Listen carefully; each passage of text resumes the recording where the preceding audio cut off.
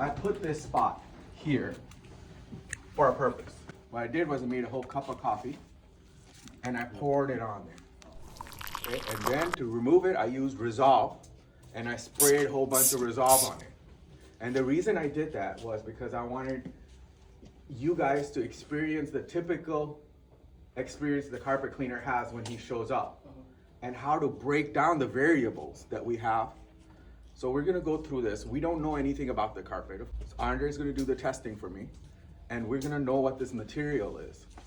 And the reason I put this on there is because there's two types of stains that we're dealing with. One is your coffee stain, which is gonna cause wicking, which is capillary action, right? The process of drying.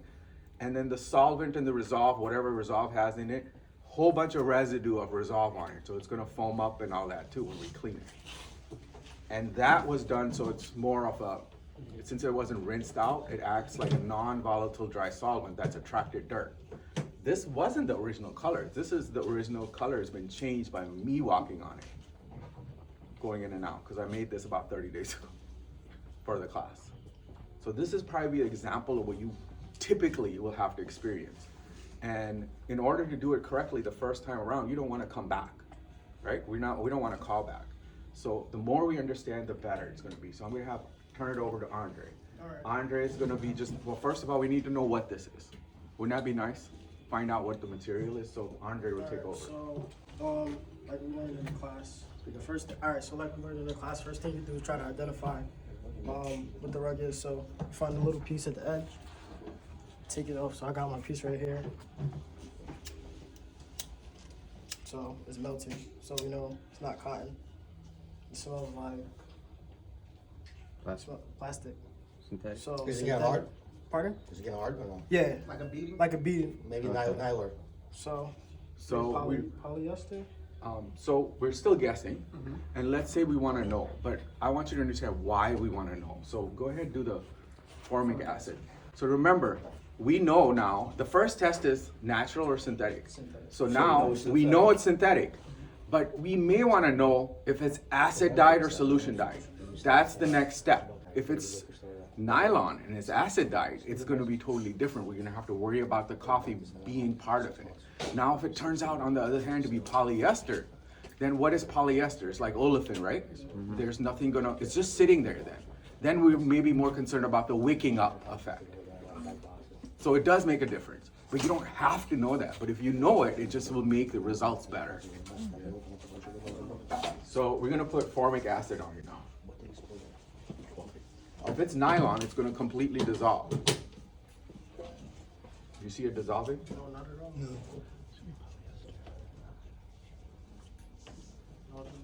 Okay, it's not dissolving. So what is this, do you think? Polyester. Polyester. It's just the 100%.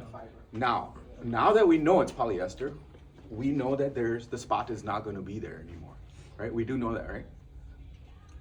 No, you guys are looking at me like I'm crazy. Seriously. Yeah. Franco, can you throw this away, please? It smells terrible.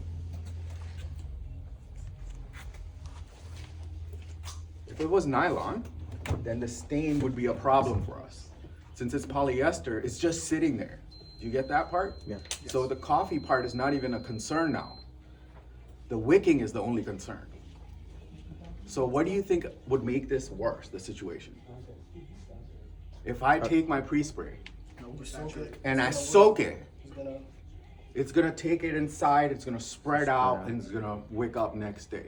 So I wanna make it wet, but not over wet. I wanna keep it above the primary backing, basically. But now, if I know that the customers put Resolve on it, why the heck am I gonna put more soap on it? That's the last thing I wanna do, right? Why am I adding more soap to it? It's gonna loosen it up and it's gonna make it whiter. So what I'm gonna do is I'm gonna extract it first. And that's the exact reason when I told you the reason that we want to pull the wand towards us, the first pass, we always want to do that because we don't want to put anything that has a possibility of going inside. So what I'm going to do is the first thing I'm going to do, I'm going to do a pass like this. Because I'm going to pick up as much of that as possible. And I'm not going to pre-spray it because I already know it's got a whole bunch of Resolve on it, which is going to foam up based on my experience. So now, then I'm going to scrub it. And then I want to make sure I don't zigzag scrub it. If I zigzag scrub, this is gonna be a problem. And then I'm gonna remember the wicking because I do not wanna come back next week to do this spot again, all right? So after it's completely gone, I'm gonna take the towel. You need white towels like this. And I'm gonna put it on there. And if the stain is completely gone, I'm trying to dry it as much as possible before I leave. So there will be no possibility of wicking happening. That's my goal. All right, so now we'll bring the machine down.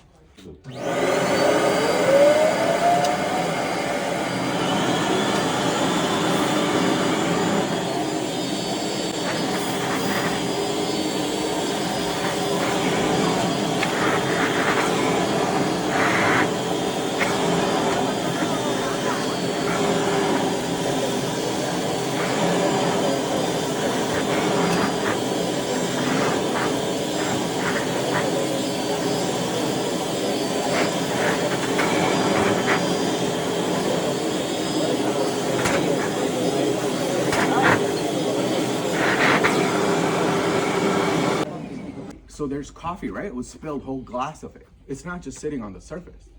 It's probably inside. Wait, the point is, it's gonna wick up.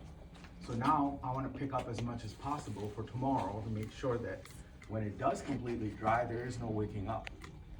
So what I wanna do is I wanna put my weight on it. Put this towel down on the spot, and then I'm gonna put my weight on it, and I wanna do that chubby checker twist like this. Okay? And I'm trying to dry it right now. Yeah, there's some dirt on there too. That's fine. Dirt is always good. It's just when you don't get dirt, that means that maybe the fiber is scratched and it's damaged. That's why you use a white towel so you can see if it's dirt. I want to see the dirt. Yeah. Okay. So now, see, it's a lot less this time. And I want to just kind of put my weight on it, and then I get air mover, a fan like that one over there. I'm gonna put that on there. And the fan will make sure I don't have a callback. But you see how I did this? Now, if it was nylon, would that be different, you think? Yeah. Yes, then I'd have to use my oxygen to get rid of it. That's how you want to do all the jobs. Do your fiber ID first. Know what you're dealing with, the material you're dealing with. And then study the spot. If you can ask the customers, ask them as many questions as possible.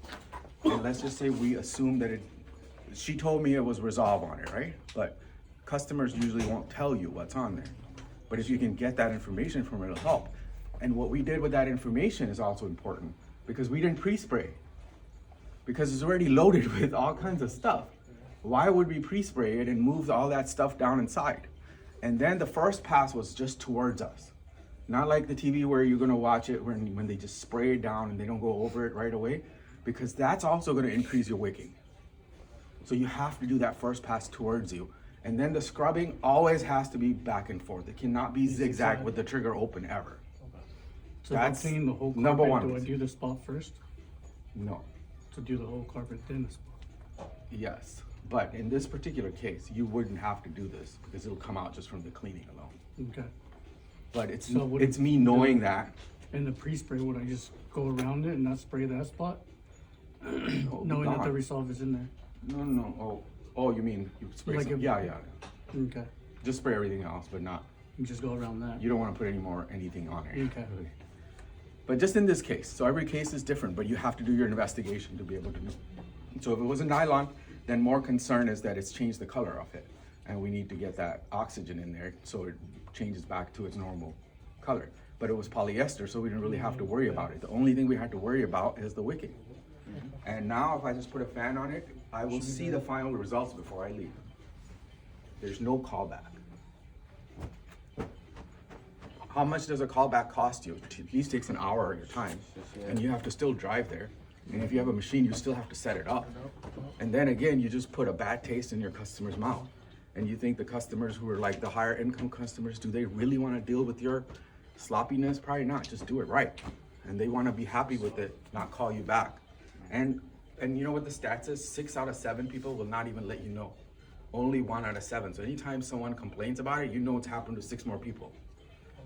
You just haven't heard. And they won't call you back ever again. Yep, they won't. Yeah, that's the thing. They won't call you back. That's it. It's done. Come check us out at magicwandcompany.com.